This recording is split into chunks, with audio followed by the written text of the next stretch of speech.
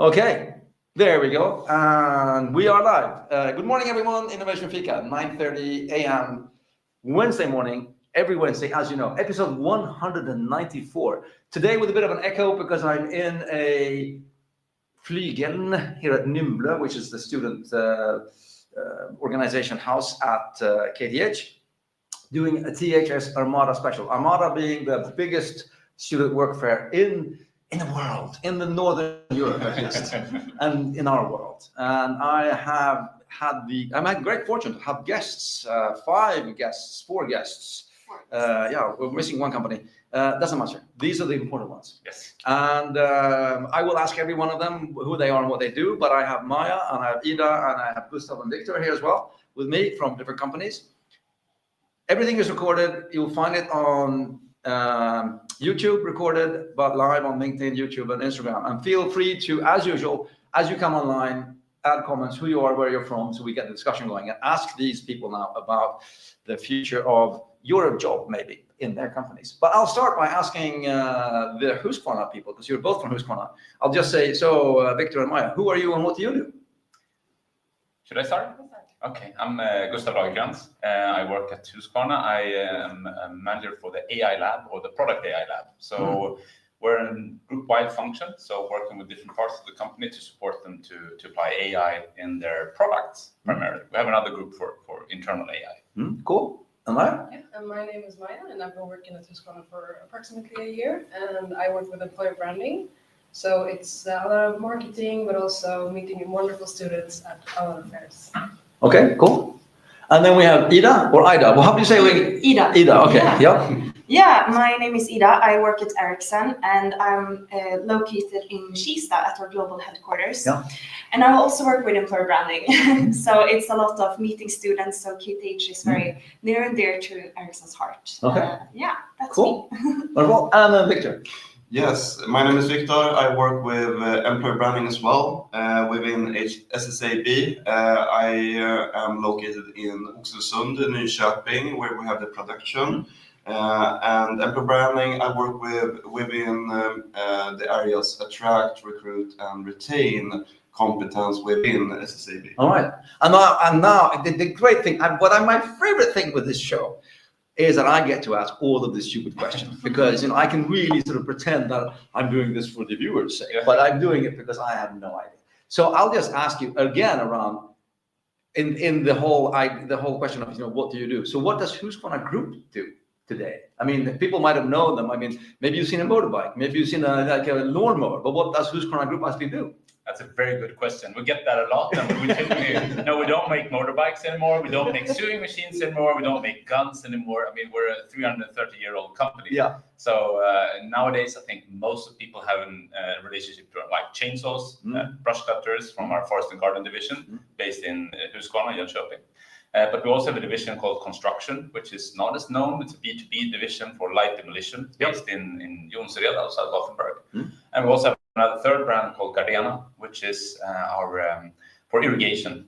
They're based in Germany. And we have a fourth one, which is even perhaps less known, light agriculture, where we target smaller agricultures in typically Latin America, Asia for our handheld equipment. So, okay. And then we have a bunch of AI teams around that as well. All right. Awesome. Cool. And SSAB?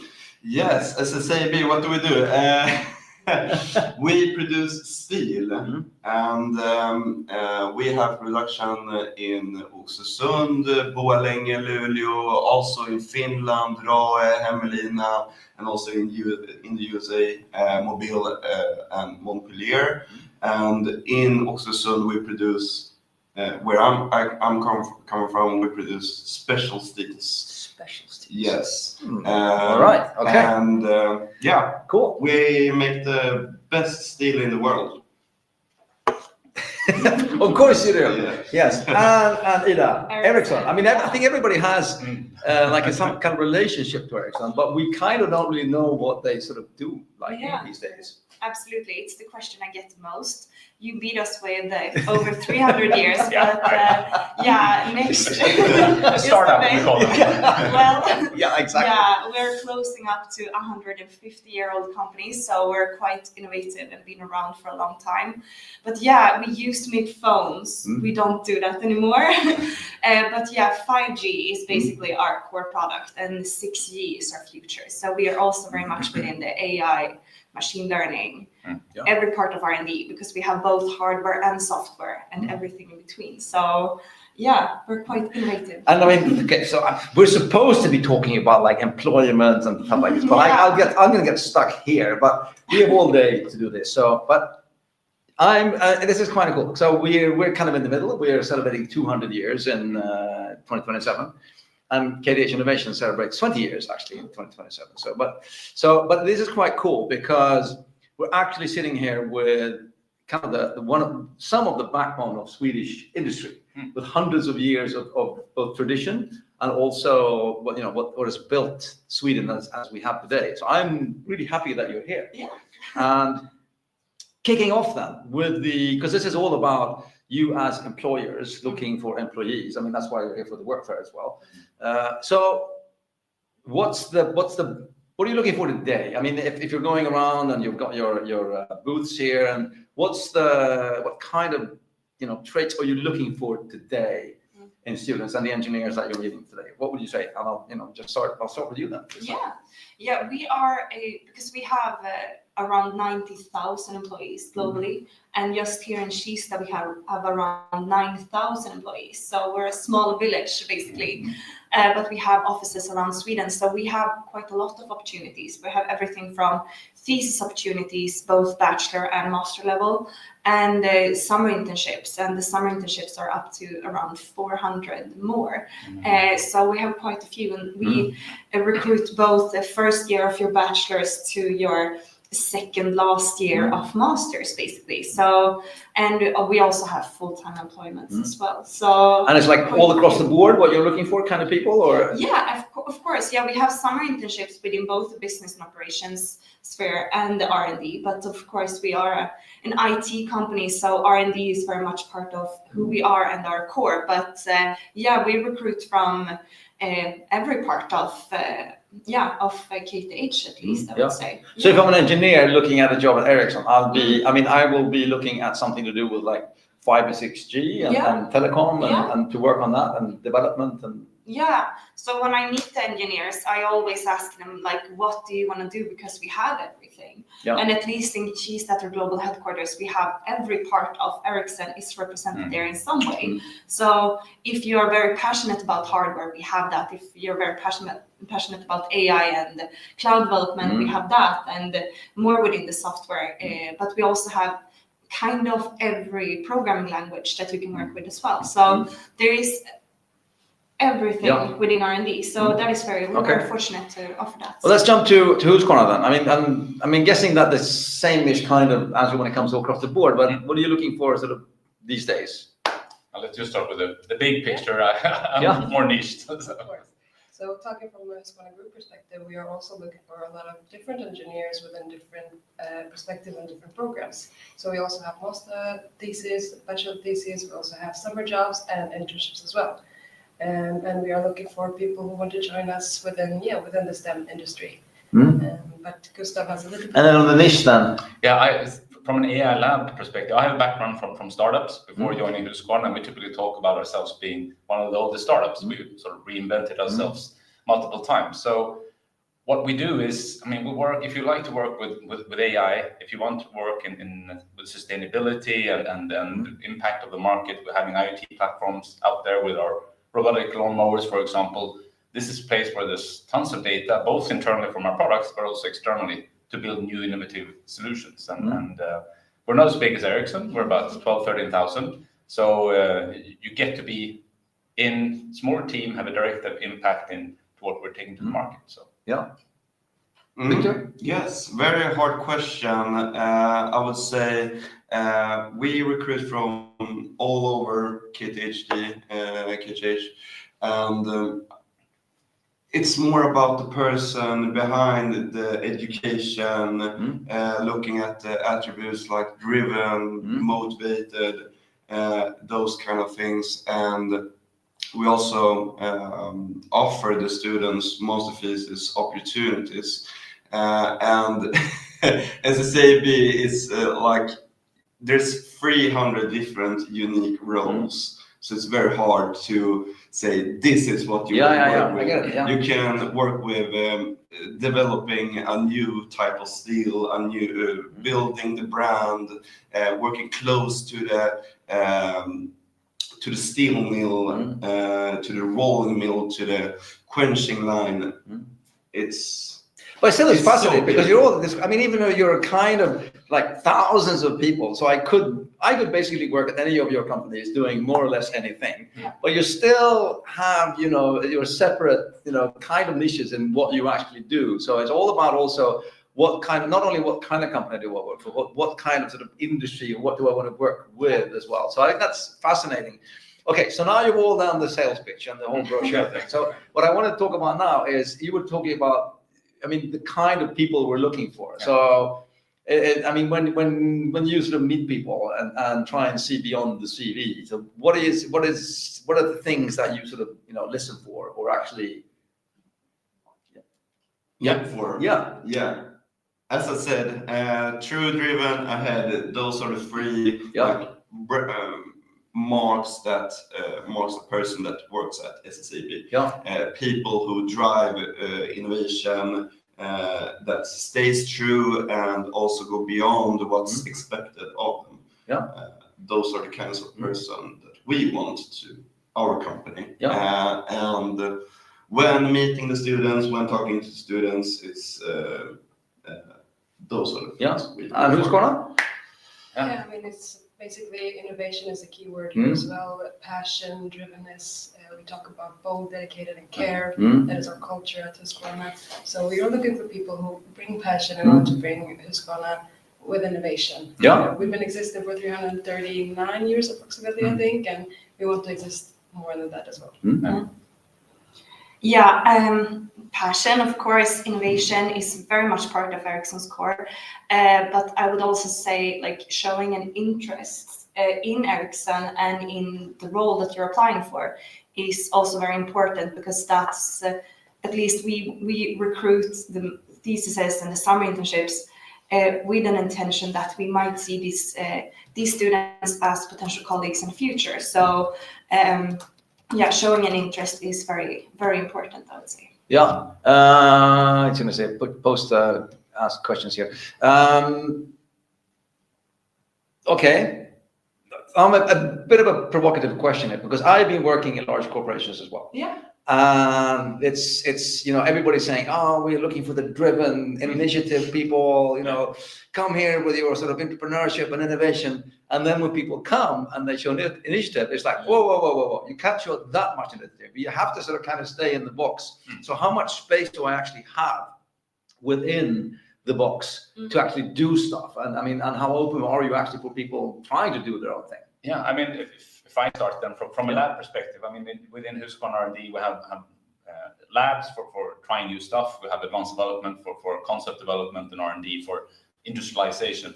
So in a lab perspective, it's we explore things, but of course, we're not building we're not building a steel mill or anything. So it is within sort of domains where we are. So if you join, for example, Forest and Garden, whether it's handheld or robotics and so on, we are either widening our segments, building new types of applications or new types of products. Typically, that's what we do, or services based on that. So, and within those spaces, we do both. AI is coming here, like a bit disrupting it, but otherwise we're also having incremental development, and we're in a space where there's a lot of competition from China, for example. So we need to keep a high tempo, and we need to challenge both ourselves, because we're being very much challenged outside. So, but as you say, it's not anything but it's within our domains and where we have expertise, and there you have access to a lot of specialists to help you.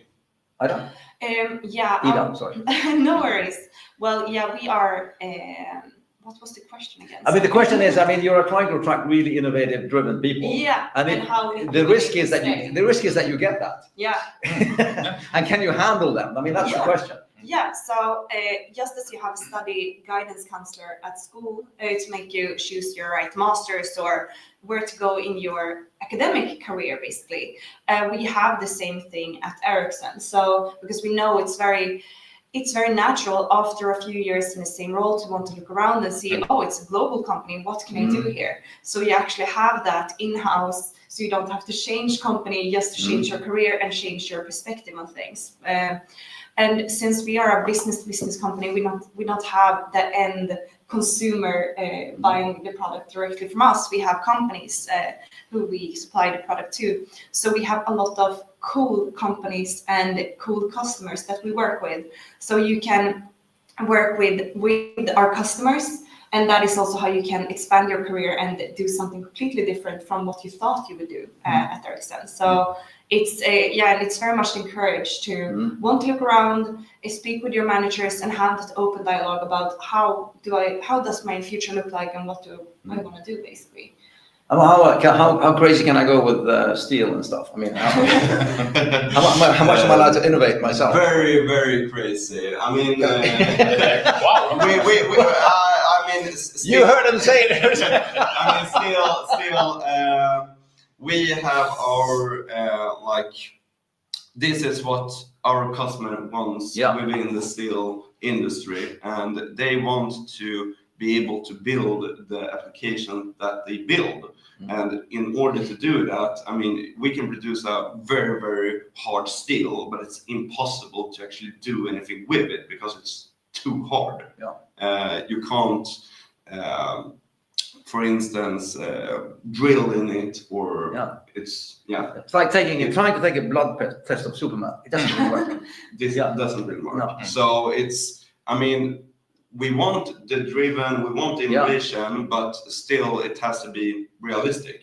And I mean, that's like within your work, and of course, driving, going beyond what's expected of you. I get it. I mean, that's very, very important. One interesting. I mean, I'm gonna try to walk into the future as well. But if we're looking at where we are today, and we're seeing a lot of AI things coming in. I wrote last week, by the way, on LinkedIn about the paradox of the supportive AI tools, where there's a new digital divide because some people are using them to get smarter and some people are just using them to get lazier. And you have this illusion of competence when you get like pixel perfect CVs and everything is like, what's your point of view when it comes to these perfect CVs and lectures that people write today? That's a good question. I haven't really thought about that. Do you have like an internal policy that was said, or how do you? I mean, we haven't spoken about that, I think. No, I mean, we have a strong push for AI within our company. I mean, we have AI labs in products. We have organizations pushing for AI using testing, but assessing how we can leverage these tools internally. And it's strongly encouraged in a balanced way with training and so on. So, and I know, for example, my daughter is studying at university and they get to use all these tools and are encouraged to do that when programming or whatever. So I think it's up to us. I mean, we're being challenged and maybe from our students that before we could perhaps make a different type of assessment by just reading the letter, how they formulate. Now we know they have these tools and they know how to use them. And is that a problem? No, I mean, we're encouraging it, and we think, I mean, a human with AI is probably the best solution where we need to go. I think when Anthropic, I think it was, that posted that they weren't accepting CVs written by AI, which is interesting because they're developing an AI themselves to write CVs. So, but what about you? I always say that you can use AI because it's part of, we use AI internally, of course, in all of our teams, but I always say that when you use AI, still use your own words and your own personality in your cover letter and your resume, because in the end of the day, you're going to sell yourself. So if you just use what a machine has written for you, you're not going to show your best self, I think. So, but still you can use it as support, you can use it as inspiration and use it to basically be your critical thinker, because it's difficult sometimes to see the things that you should add and shouldn't add yourself. But I always think that, do it yourself, but and you can use AI. You have any policy about that kind of thing? Very interesting. I would say that, like Gustav here, that it's encouraged to use AI. We have AI within SSAB. Everyone can use AI, and we have an internal AI to don't, because it's if you use ChatGPT, for instance, the information is leaked. But we have an internal AI that everyone at SSAB can use. And when doing it in a cover letter, CV, I mean, it's more about building your image. And I think we see more and more that we are going like beyond the cover letter, going away from that, and rather going through towards perhaps a recruiting process that has a video and where you introduce yourself. So Do you use AI to read their AI cover letters? Not that it's No. And their AI talk to our AI. It's a whole agentic Not thing. there yet. I'll get my agents to talk to your Exactly. agents, and then we'll just sort it out. And then suddenly there's a guy that shows up and works. Hey, I'm supposed to work here. You are? I didn't know that. Welcome. No, we have AI in one part of our recruitment process, but it's the human recruiters who screen the resumes and the cover letters. We just use it. I say we use AI in the recruitment process, kind of like Control F. We filter with AI, but we don't use it in another process. But And do you have any? I mean, I'm just curious because I mean, this is something which is like now. I'm not saying it's like something that's come very quickly, and I think that many companies are not in the, and we've seen on the news as well, our companies are kind of sick and tired of getting these perfectly written letters, and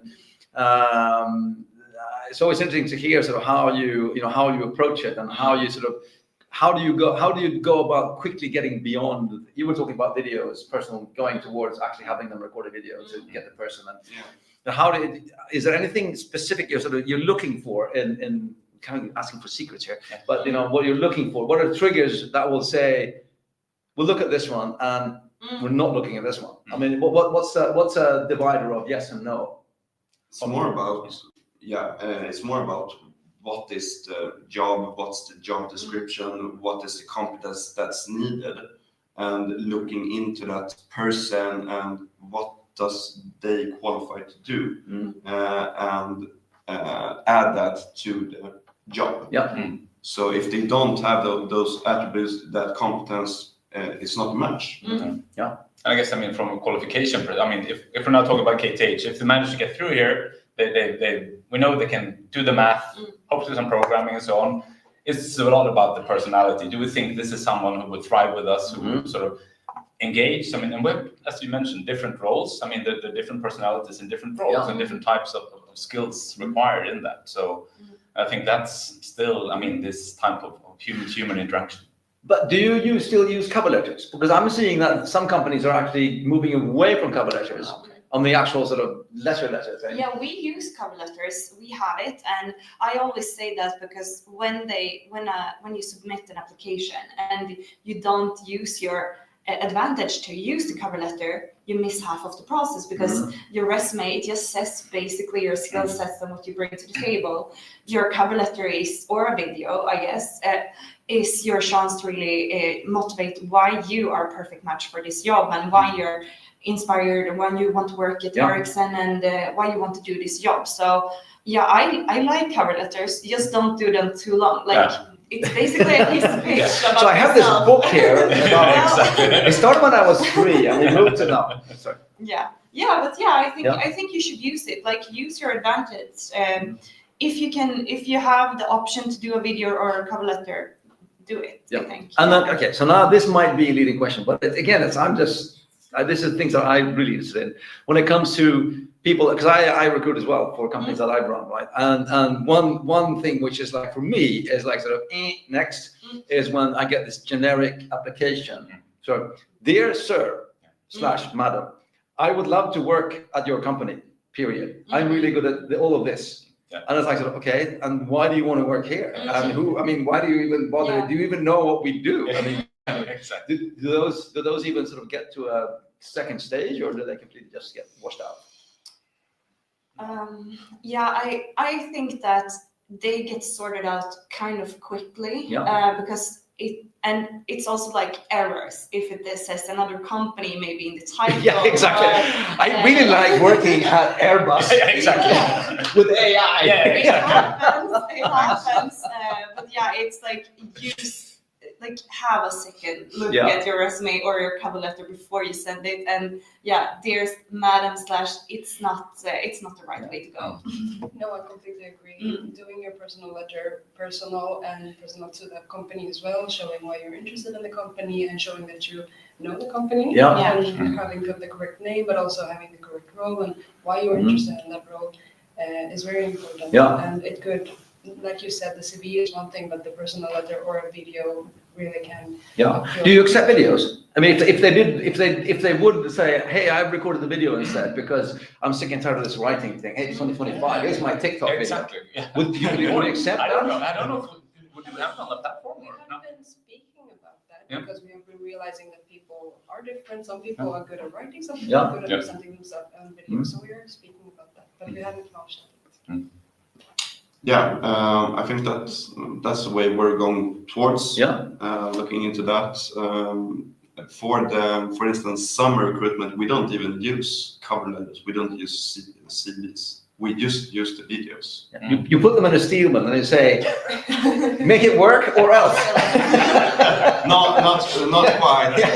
So for the summer workers, they have a very long training period. So, for instance, the people who go in and do the summer work, they start in February, March, perhaps even April, to do the job in June, July, August. So there's a quite long learning period. But those are the summer jobs. Yeah. But looking into I mean, like you said, dear madam, dear sir, it's about standing out from the rest. If you get over 100, 200 applications, of course, you have to stand out. Yeah. I mean, there's a fine line between, genius and madness, and also standing out and being a complete, oh my God, this is not something. So I guess it's.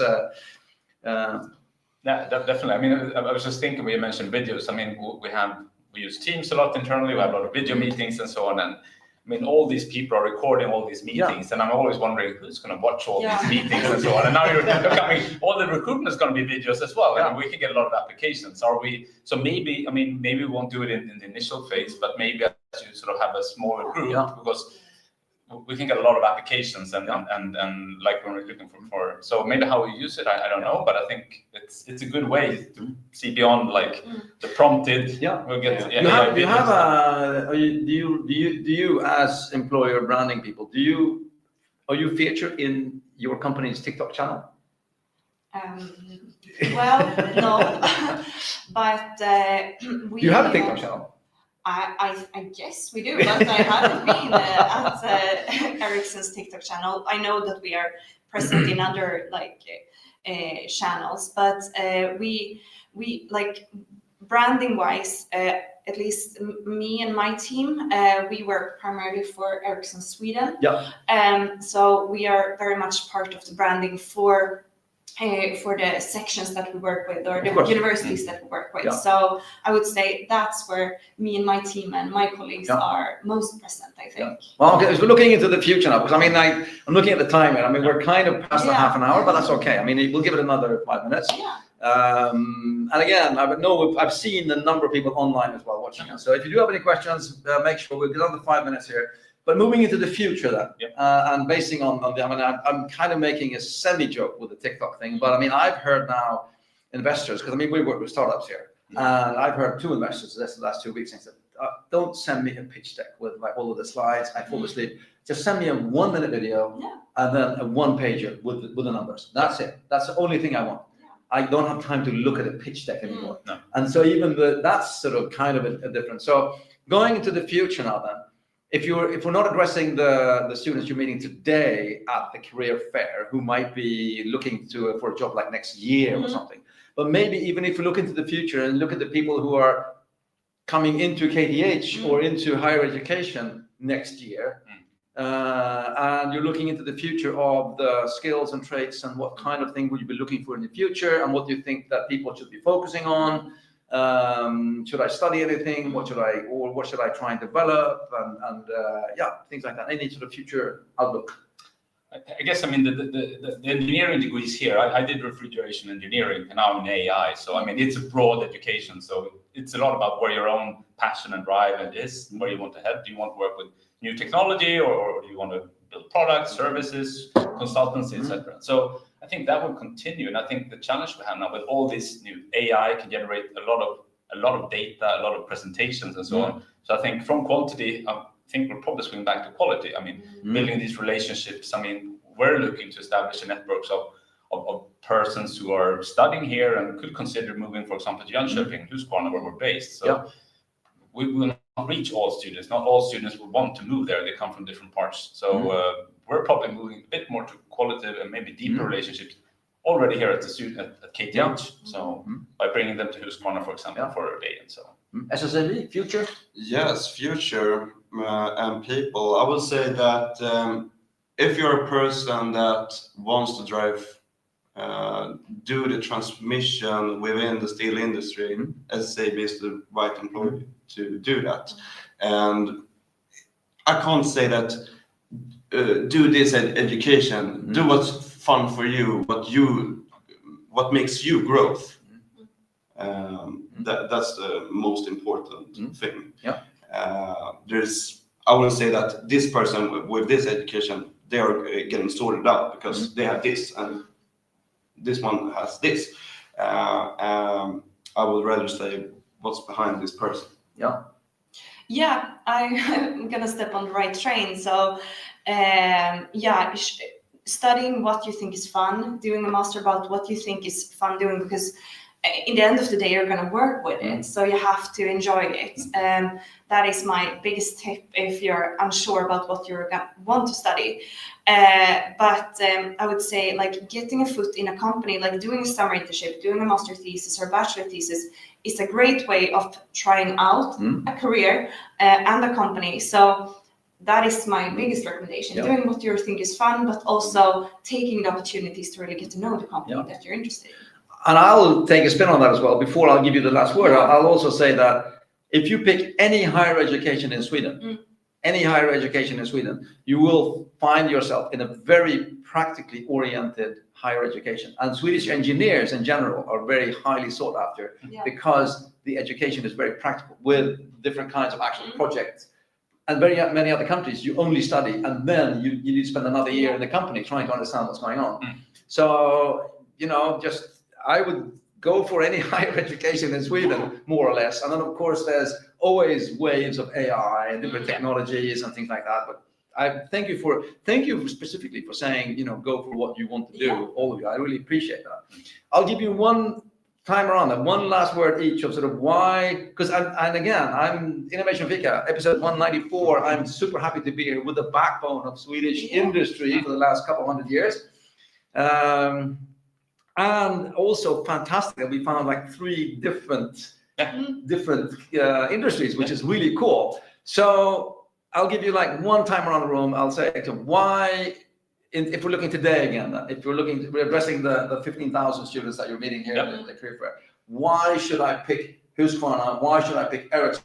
Why should I pick SSAB? And we're starting with Husqvarna Group. Of course. Why should you pick Husqvarna? Husqvarna is an innovative company, a company that keeps going forward. We welcome all students, do you have anything? I mean, it's as we say, the one of the oldest startups. So you get to develop products that you actually can see in gardens, in people's hands, and if you enjoy that, then we are world leading, and we can give you possibility to grow. Does it give you like any sort of personal, like when you're walking around and you're seeing people using the tools, and it's like, we built that. Exactly. I mean, there is a pride in that. I mean, Husqvarna is like, it's a lot of residential consumers, and all my male friends want to buy a chainsaw. So I mean, if they live in a flat, they all want a chainsaw. So I mean, you will get questions. So how do we beat the chainsaw? Well, we're part of our industry. So if you want to be part of a global company, but also as we spoke about before, Ericsson is part of KTH. We're strategic partners. So we are part of forming the education that you study at KTH in order to start working in the industry. We have that close collaboration. So hopefully you will do something that you think is fun and that you enjoy. And there are thousands of different opportunities at Ericsson. And yeah, we have a lot of student opportunities as well. So you can really get the foot in, do what you think is fun, try it out. If you didn't like it, try something else, have that conversation. And be part of Swedish innovation and the global innovation. Of course. And then, if you want to be in and do the transformation within the steel making, be a part of huge brands, and be within the proudness of making Swedish steel, SSAB is the way to go. Awesome, thank you. And I'm just going to end here with a shameless compliment as well to these companies, because I always talk about, I work with startups and scale-ups. That's kind of what I do. I help students and researchers start stuff here at KTH Innovation. And I've been doing it myself for the last 20, 30 years. But I see a lot of the new companies coming out on the market, of course not our companies, but other companies that aren't really acting as good societal citizens, as how they hire, treat, and also fire people. And I have this is my pet peeve. This, people who are watching me. One of my pet peeves is that, especially with the new breed of very sort of predatory companies that are only going for the big bucks. And you don't harvest fruit by cutting down the trees.